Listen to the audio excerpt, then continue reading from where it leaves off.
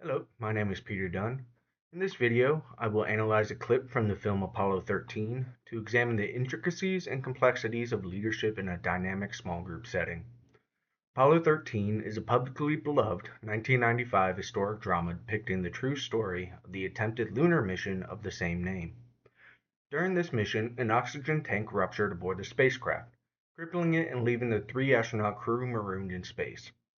The specific scene of the film I will be analyzing is titled Failure is Not an Option and is found on YouTube. In this scene, the team at NASA's Mission Control is seen working through life or death issues and making decisions under extreme pressure.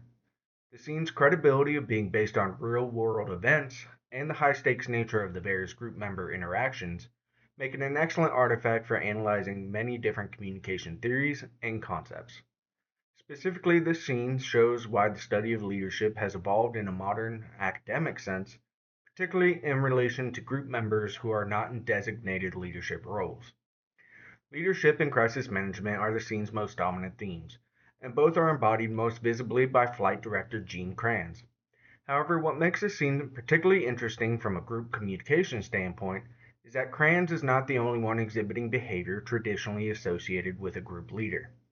As the scene progresses, other members of Mission Control step forward in a way that override Gene's authority by completely dictating the group's direction and decision making.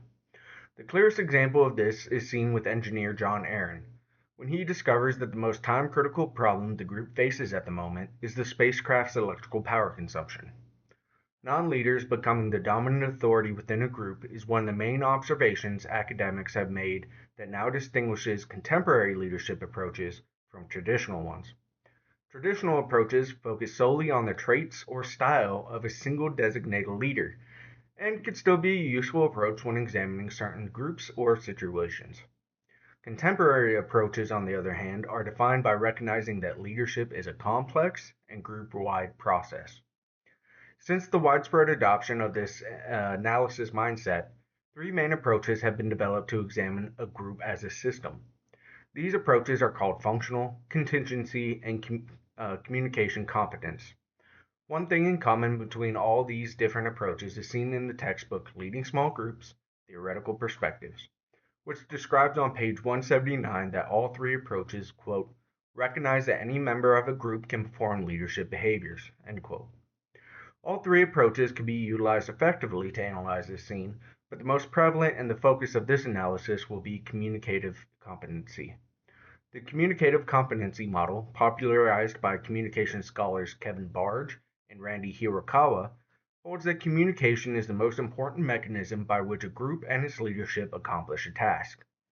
Specifically, the textbook defines this model on page 183 by saying it, quote, assumes that the communication related skills and abilities of members are what help groups overcome obstacles and achieve their goals, end quote.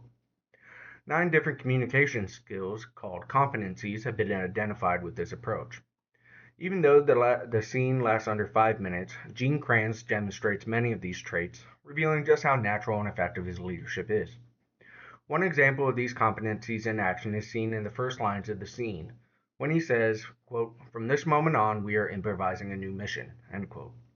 This statement is a direct demonstration of the first competency the textbook describes on page 183, which states that, quote, effective small group leaders communicate actively, clearly, and concisely, end quote. In that single first sentence, Kranz reframes the entire situation for the group and directs the group towards a new shared objective. Another competency example is seen after engineers express doubt about whether the lunar module engine can handle a necessary course correction, as it was not designed for that purpose.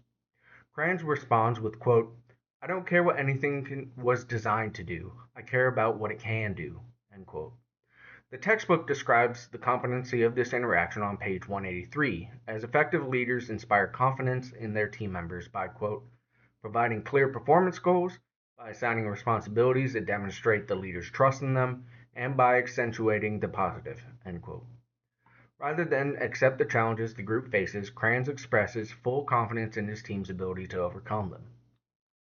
While Kranz's leadership demonstrations alone are enough to give validity to the contemporary approaches, the previously mentioned John Aaron interaction is even more persuasive.